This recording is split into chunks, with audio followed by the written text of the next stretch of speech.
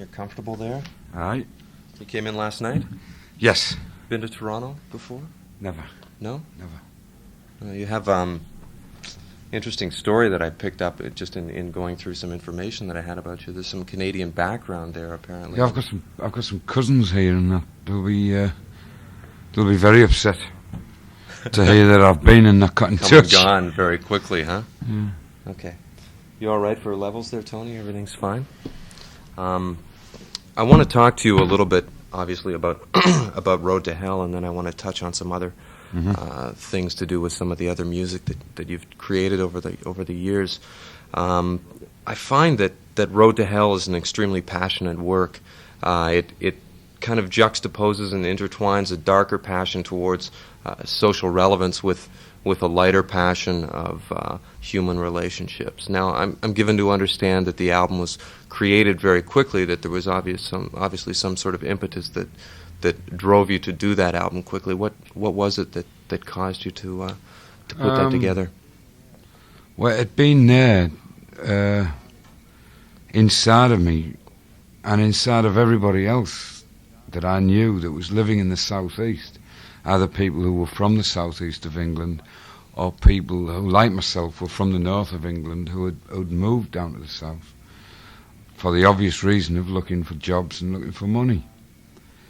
And things are not very healthy there, socially or technically. And it kept coming in to songs, and people kept saying, leave it out, you know. And it just wouldn't go away.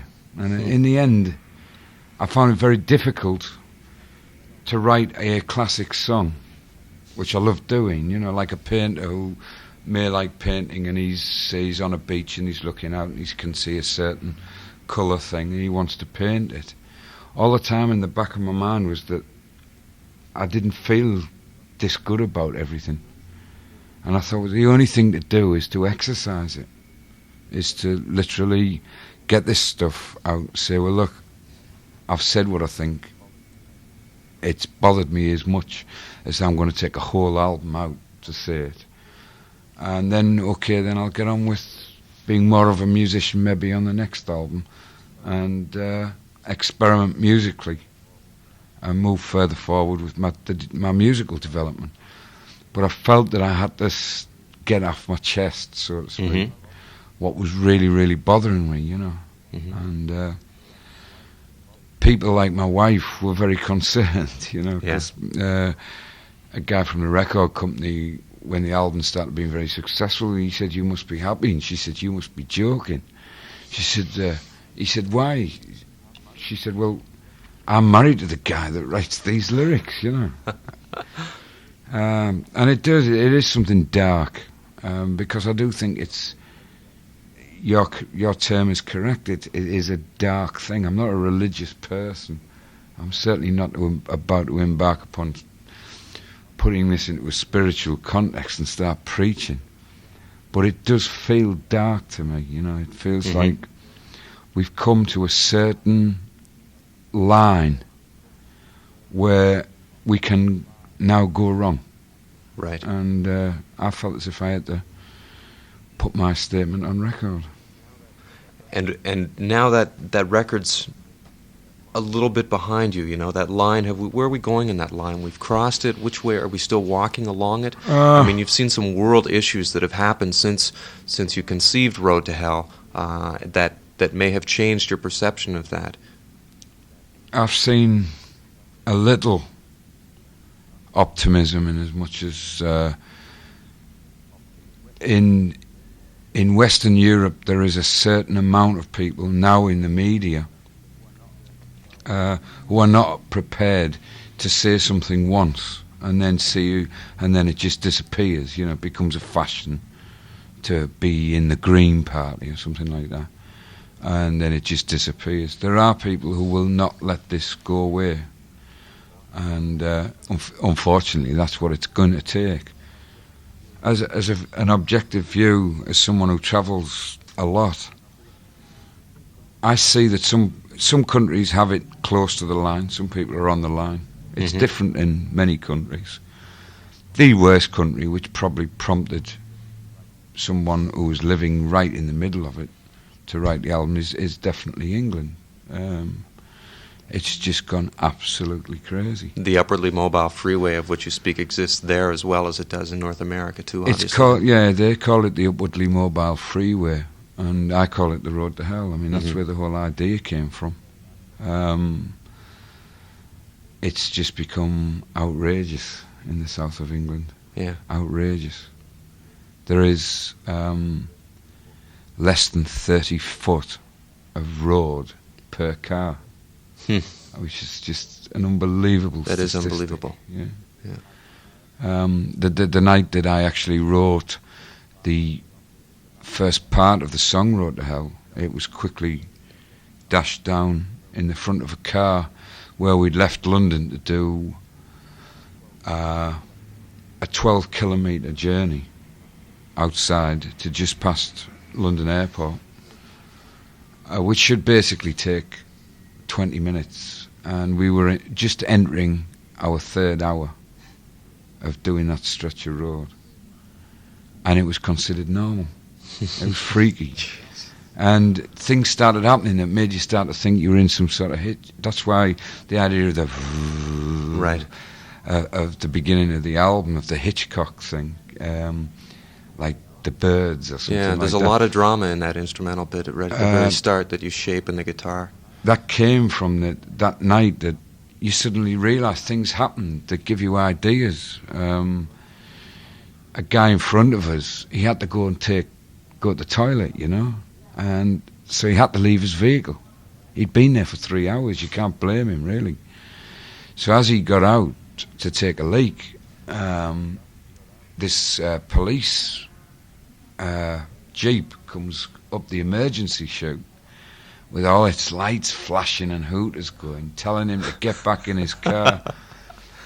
I had 2 cigarettes left. The guy in the back had 1 cigarette left, which should have been more than enough to see you home, on a 12-kilometre journey. And suddenly we found ourselves taking 2 puffs of the cigarette, putting it out, and saving the little bit of cigarette. And your imagination runs riot, Yeah. You start to think, well, I'm really thirsty. And then you start to see, I wonder how long we're going to be on this motorway, And this is a reality. This isn't me making this up. Yeah. This was actually happening. It's crazy. I want to just keep on a little bit of the darker side, and then we'll touch on some of the optimism of the album, because I find that there is a fair amount of optimism there. But there's obviously a very strong barb towards television. Television is obviously not one of your favorite things in the world, or one of the warmer parts of humankind, or the creations. And in You Must Be Evil, you really touch on a sensitive aspect of television. Could you tell me about that a little bit? Well, I think if somebody had said that maybe the week before we all got TVs back in the 50s or something, if somebody had said we got this new thing that's going to come into everybody's house and it's going to be built that they're going to become cheap, so there's going to be one in the kitchen and there'll be one in the bedroom, and they'll be on all the time because people get used to paying electricity bills. And it'll just be there and it'll be coming out. And because of the quest for the wrong type of profit, people will use cheapest tricks. Each year people will use a cheaper trick than last year to grab your attention to look at this TV screen, because we'll get used to it and it won't be impressive anymore. That in the end, one day, it will become an evil little box because of the psychological damage and social damage that it creates within a community. I don't think anybody would have believed that statement, but it has actually now happened. I came out of a film I did some music for last week, which was a film about some London gangsters of the 60s called The Craze. And somebody said, what did you think of the film? And I said, I'm sorry, I can't put my blessing on it. I know everybody who made it. I respect the guy who made the film. He's a brilliant young director. But the violence in it should not have been in it. And they said, well, these were gangsters. You know, we have to have the violence. And I said, well, look, I can tell you definitely, unfortunately, I can safely say that when this film goes to video, that the crimes you have reenacted on this film, you will read about in the newspaper within 6 to 9 months of you putting this to video. And that is an unfortunate reality, and nobody seems to be wanting to be responsible for it, you know? And it's just thrown out there. Yeah. And like thrown against the wall. It's definitely without any... Everybody knows that it's not a theory anymore, that a Rambo movie creates a trigger in somebody who's psychologically imbalanced, and 7 or 8 people and all their families suffer for the rest of their lives because of it. Everybody knows this to be a fact. It happens every single movie. Mm-hmm. But we do it, you know. And it's like porno, it's outrageous pornography. And now it's crept into the news. I mean, I wanted to be a journalist. I've got a lot of friends who are journalists. I respect good journalists. So I'm not just knocking media, and I'm not knocking the good journalists, and they know who they are, so they shouldn't worry. But there is now in news programmes become a cheap trick to get people to look at that news programme and therefore look at the advertiser who's following that news item by putting news on TV that they have horrible footage of. You know, like if you walk out of this interview room and you get run over by a bus, that's not in the news. If I film you getting run over by the bus, it's major news. Mm-hmm. And to me, that's pornography of violence. Yeah. And it actually, in reality, happened to me to create the song, unfortunately. I came in, and as the song says, it's not a fantasy song. It's a true song.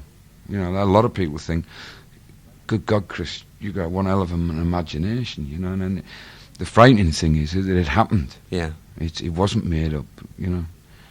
I mean, sometimes you embellish songs because you're a creative person. But you can sense that this is pretty real. It actually did happen. As the song said, I did come in and I did find my wife in a hell of a state over one of my daughters who had been sitting watching Woody Woodpecker 1 second, eating it was the early news, you know, like it was just before mealtime, you know, as I say in the song. And then suddenly on the news there's this poor guy in South Africa who's got a tyre round his neck. He's been stoned to death and they're setting fire to the tyre. And you just don't need to put that on the children's tea time TV news, you know. You don't need to do that. And it was just, for me, it was there for sensationalism.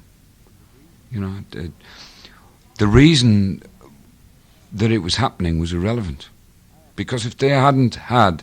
I actually asked 2 guys from TV, because I've been around a long time, I know a lot of guys in TV, etc. I asked 2 guys that would they have run that story if they didn't have the footage, and they both said they wouldn't have. No. And that's pornography to me. And the effect it's having on a community is outrageous. We had an English village last year where a guy who was known to be a buyer of horror videos, he was known in the community.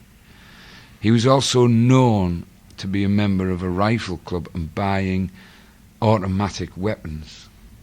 Why we permit such a person to have automatic weapons is just outrageous. The guy finished, I think he shot 7 people dead and 13 people.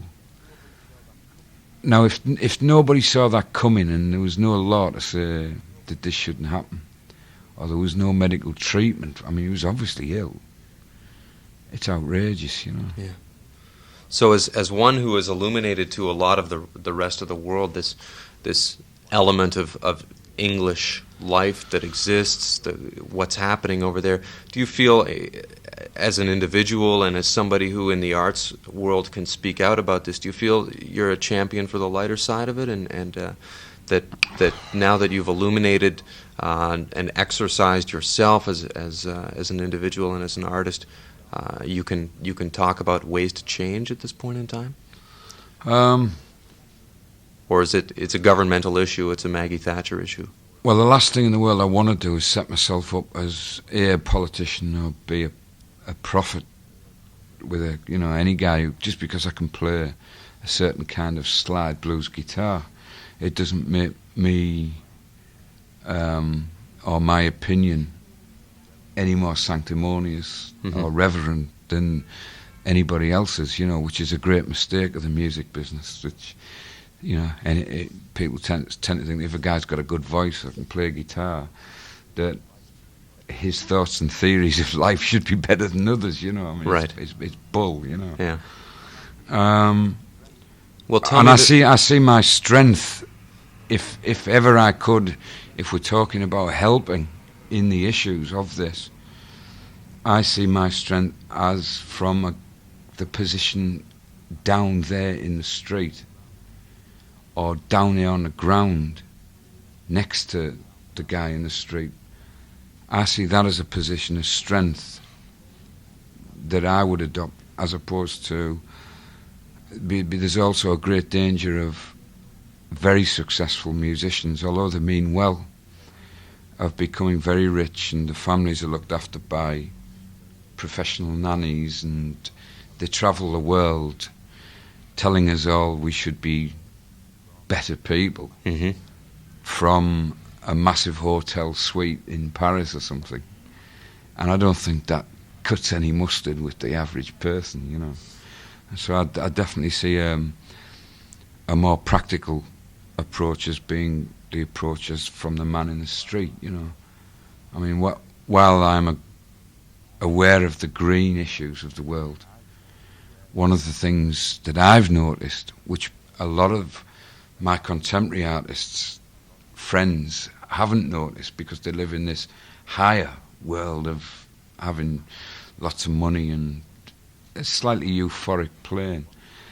They haven't noticed that one of the biggest dangers of the green issue is picking on the wrong people. And that becomes very apparent to me as a man who goes shopping, because I love cook. I've got a passion for cooking.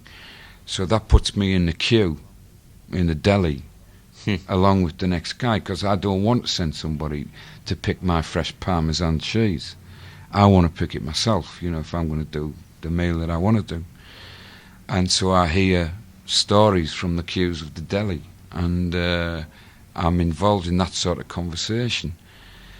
And one of the main things that's going to cripple the green people, if they're not careful, is they immediately turn around to the little guy in the street and start saying, your car should have a catalytic converter. You're a schmuck. This poor guy, he's having trouble paying his bills. He's having trouble paying his mortgage. Interest rates have gone through the roof. He's going to lose his job. He can't keep his payments. The kids have gone bonkers on everything they see on the TV. The world around him's absolutely crashing in.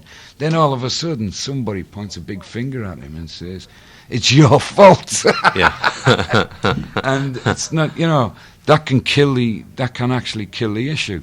You can't tell a housewife who's struggling to make ends meet not to buy this kind of toilet paper because it's not recycled.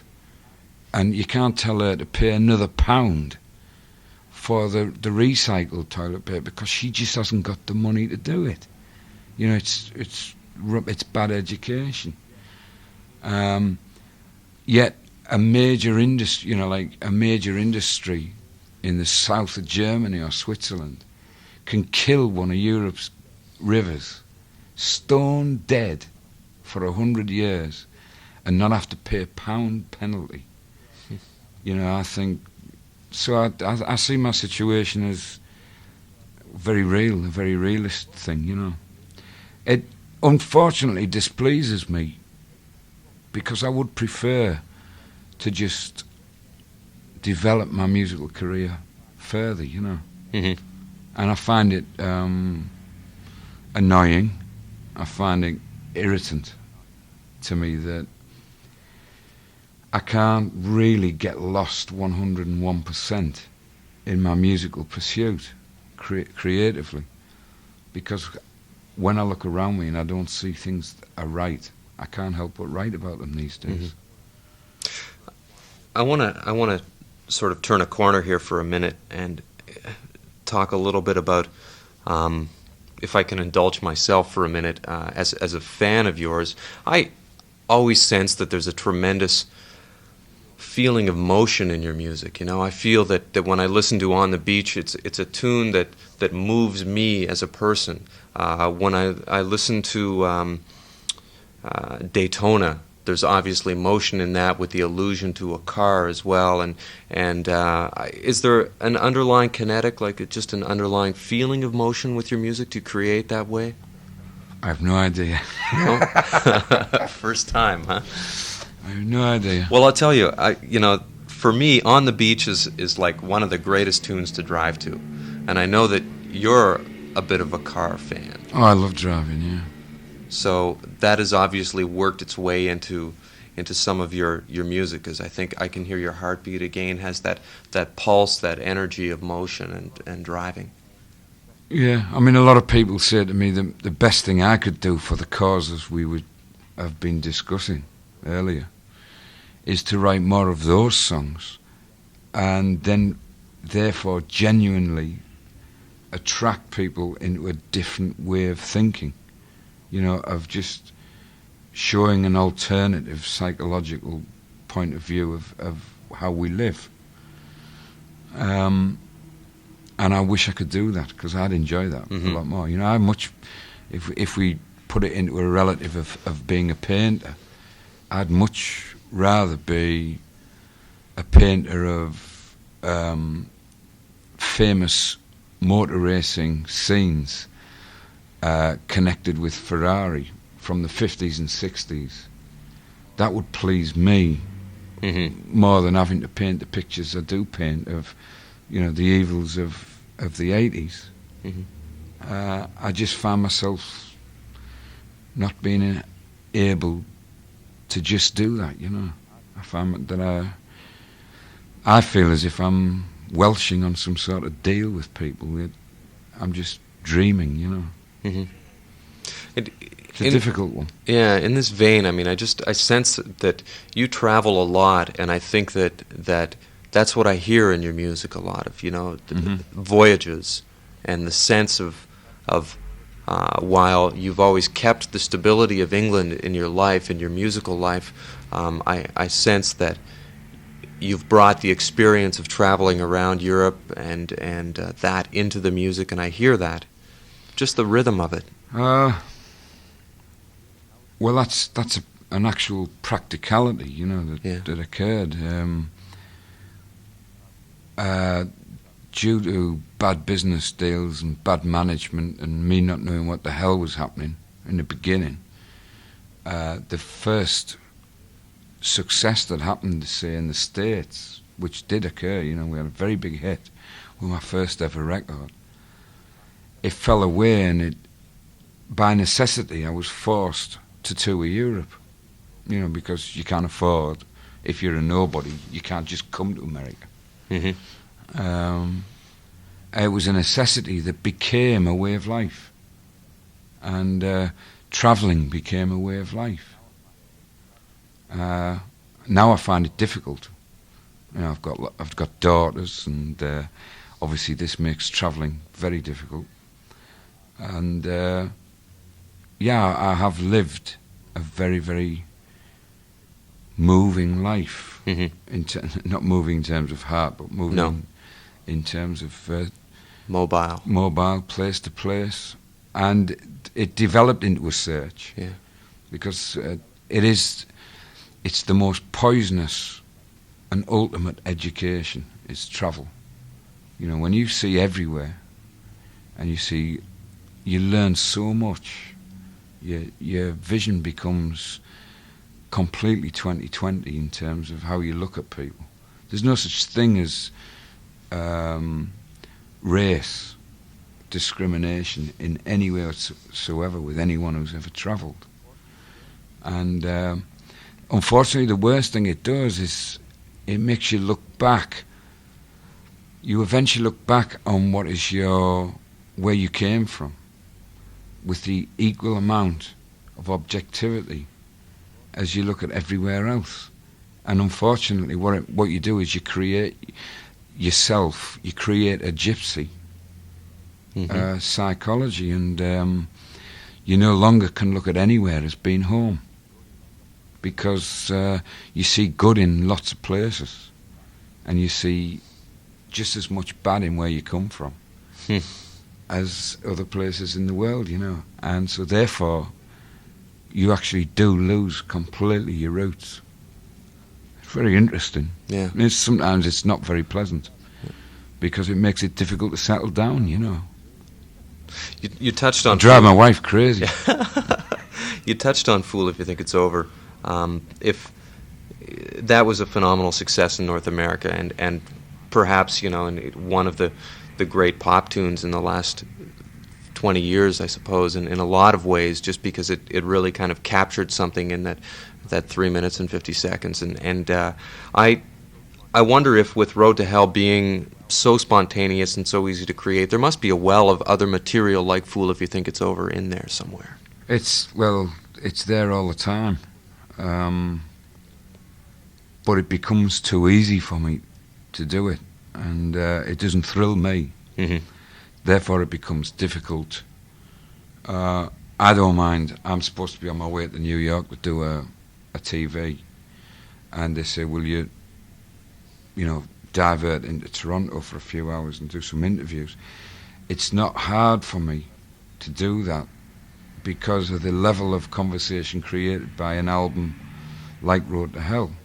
Because everybody has a different question to ask you about that album, and it's quite interesting and surprising and stimulating to discuss, because you are actually talking about basic problems of what's happening in the world. But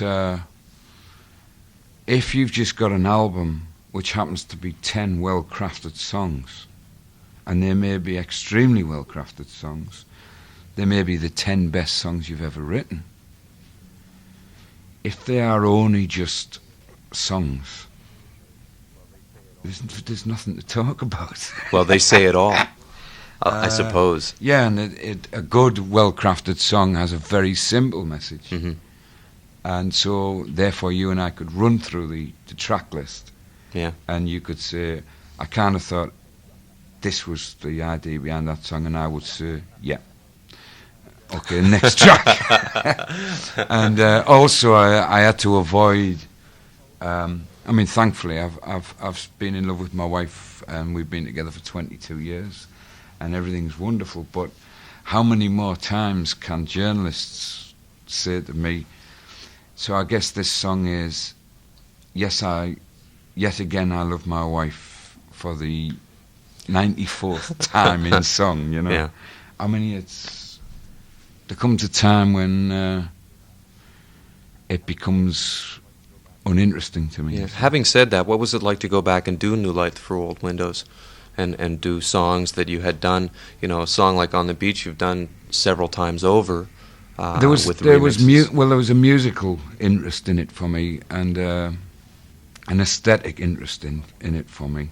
It was almost like the designer of a racing chassis, who designed a racing chassis in, say, 1982, and it did reasonably well. And then, say, somebody like Ford coming along, which is the Warner Brothers word to me, and saying, okay, we like that idea that you were getting at, and although you never won the World Championship with it, we're prepared to finance you to have another look at that racing chassis, And so it was very similar with the songs. On the Beach, it developed over 4 years of constant touring into something completely different musically than what it was originally. It started off originally, it was extremely laid back. It was actually measured This sounds very cosmic, but I like doing these No, things. go ahead. It's very interesting, and it's fun. The tempo of the original On the Beach, not a lot of people know this, was dictated by the tempo of the waves when the sun hit the water at low tide on a small Spanish island called Formentera in the middle of the Mediterranean. And that was the actual tempo of that song. As I wrote that song, that was what I was hearing in rhythm. And anyway, it developed completely different because you jam, and when we do concerts, we never do the song the same. You know, we give ourselves solo breaks of whatever length. If someone's having a good solo, we go, you know, and the rhythm section goes with it. If someone's having not so good solo, it'll divert to somebody else. And we developed On the Beach into this completely different version, which I thought was worth putting onto vinyl, you know. So that's what we did with New Light from Old Windows. The last day of the tour, the equipment was set up against recording equipment, and we just did the show. We did it 3 times and took one of the versions from that, and that's how we did all the songs on New Light. Great. So when are you going to open the Italian restaurant? I hope next year. Great. I'm worrying the family to bits, because they think I'm mad, and I'm, you know, after 10 years of struggling and finally getting a check off a record company, I'm now they're scared stiff I'm going to blow it all on a dream, you know.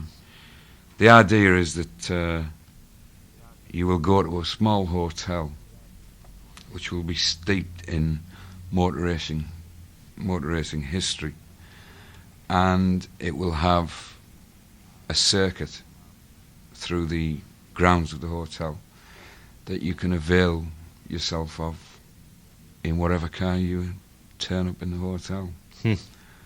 And it isolates that. It also isolates that psychology of driving from public streets, which can't be a bad thing. Yeah. One of the things I've learned, the more motor racing I've done, is the slower that I actually drive on the roads. The more aware you become. There's nothing, even at Indianapolis, I'm sure the Indy drivers would agree with you, there's nothing more dangerous than the light that is halfway between green and red on a very, very busy motorway intersection. That's great. Okay. Thank you for an intelligent interview. Thank you, Chris. Do you own a Ferrari? Great interview. Do you own a Ferrari? I do, yes. Yeah? Which model? Well, I've Okay, it should be all right now. 1, 2, okay. Hi, this is Chris Rea, and you're listening to Toronto's Perfect Music Mix, CHFI FM 98. Great. Lucky break. Beautiful.